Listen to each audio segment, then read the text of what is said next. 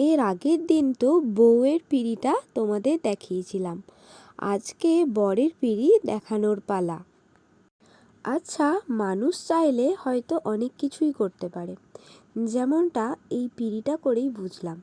আমি নিজের কাছে নিজেই চ্যালেঞ্জ করেছিলাম যে এক দিনে আমাকে এই পুরো পিঁড়ি কমপ্লিট করতে হবে, আর সেই চ্যালেঞ্জ করে দেখো আজকে আমি করতে পেরেছি। তাই ভেবেছি এবার থেকে এভাবেই নিজেকে নিজে চ্যালেঞ্জ করব আর নতুন নতুন কাজ করব। আসলে এই চ্যালেঞ্জটা করেছিলাম আমি আমার আর এক বন্ধুর কথা শুনে। সে আমায় বলেছিল, কী রে, এই সামান্যটুকু পারবি না? আর্টিস্টরা তো সবই পারে, আমি হলে তো একদিনে করতাম, তুই তো আর্টিস্ট, তুইও পারবি।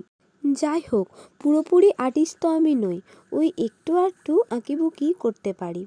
আর এই পিঁড়ি দুটো আমাকে যে করতে দিয়েছিল সে বলেই দিয়েছিল এর ওপর যেন টোপর, মুকুট, গাছকৌটো, পানপাতা, প্রজাপতি, তার ওপর যেন বর ও বউয়ের নাম থাকে। তার কথা অনুযায়ী আমি টুকটুক করে করেছি।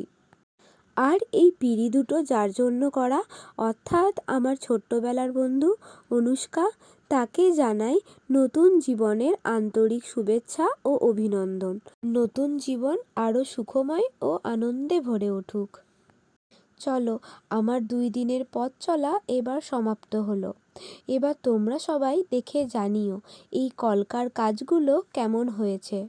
আর তোমরা যারা আমার এই ভিডিও যে যেখান থেকেই দেখছো, চ্যানেল হলে সাবস্ক্রাইব করে দিও এবং পেজ হলে পেজটি ফলো করে দিও। এভাবেই আমার পাশে থেকো।